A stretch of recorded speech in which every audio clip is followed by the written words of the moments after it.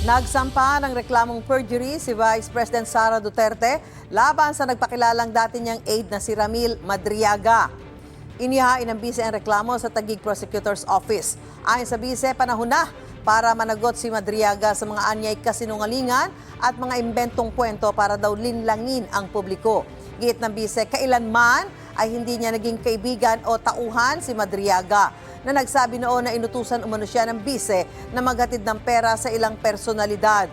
Ang kanyang testimonya ay isa sa mga batayan ng impeachment complaints laban kay VP Duterte. Nanindigan naman ang abogado ni Madriaga na si Attorney Raymond Palad na direktang nagtrabaho ang kliyente para sa Vice President. Certification from the ASPG, formerly the VPSPG.